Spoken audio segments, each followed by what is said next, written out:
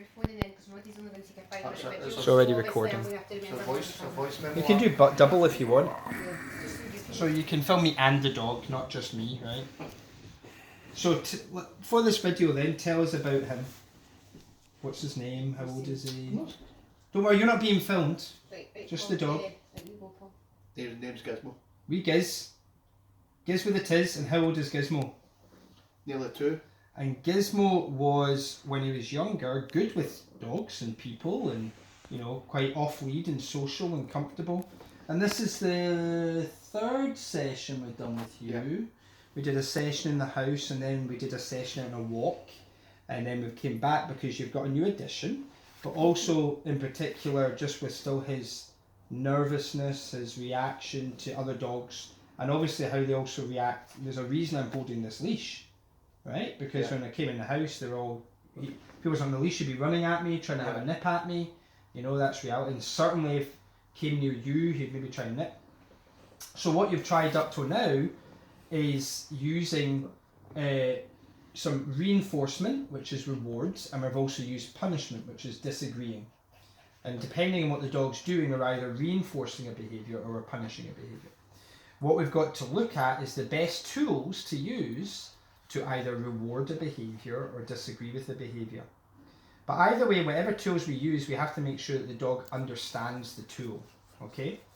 So the tool that I would advise you to be using on this wee guy right now will allow us to use the least amount of physical pressure, but get the most psychologically from the dog. In other words, calm him down quicker, okay?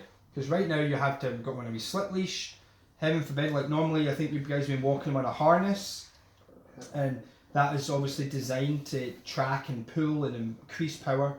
So my advice the last few times we've met is to get a prong collar, because even the slip lead, when you walk him on that, and you have walked him on that before, but you found that he was like, oh, he's just choking himself, Roddy, he's freaking getting himself into a tizzy and actually physically hurting himself, which is, and I'm totally on board with that. I'm totally going, yeah, we can't use that tool right now.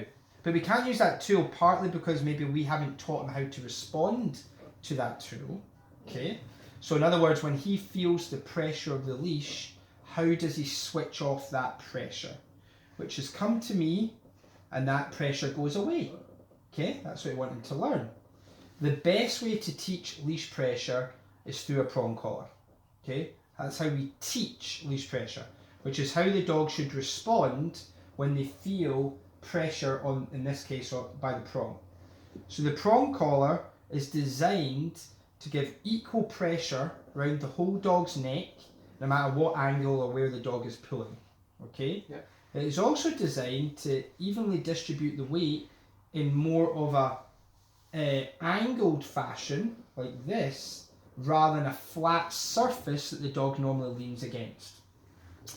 Because your dog has a habit of, you know, using a flat collar, using a harness, using a slip lead, these are all tools that are flat surfaces, and the dog's got a habit, of course, of fighting against that, and as you know, will go to choking himself to get his target.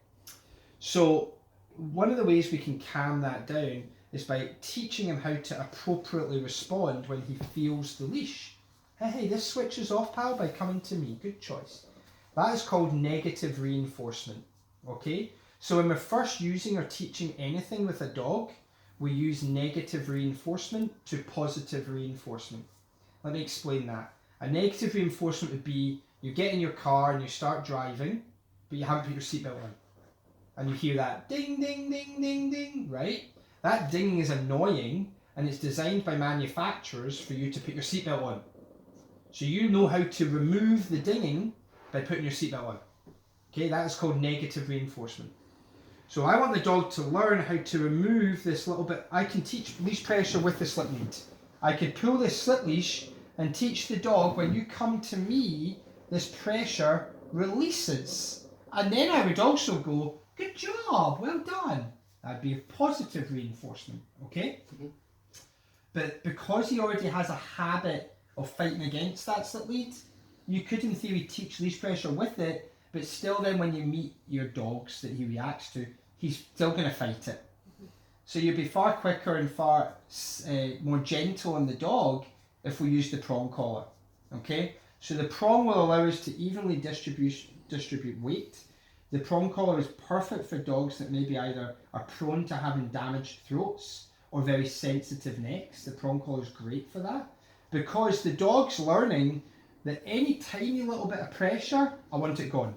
Tiny bit of pressure, I want it gone. Instead of right now, he's going, I'm quite happy to fight against that, especially if I'm panicking or I'm overexcited or dominant or aggressive. Whereas then you're actually going with nature because it naturally wants to move away from the prong. Now that doesn't mean the prong is hurting the dog or digging into the dog or scratching the dog or anything like that. Absolutely not. Prong collars are smooth rounded points, prongs on the dog that move in this sort of this pinch fashion, and that makes it easier for the dog to understand what is wanted, and it also means you don't need to use a lot of pressure. So what I'm going to do is I'm going to get a prong and bring it up and let you see it and understand it. Then we'll put a prong on him, and then we're going to teach him a wee bit with the prong and take him outside. Now, also one of the things, and we'll do a before and after, you can stop that there, because we'll do that's the before.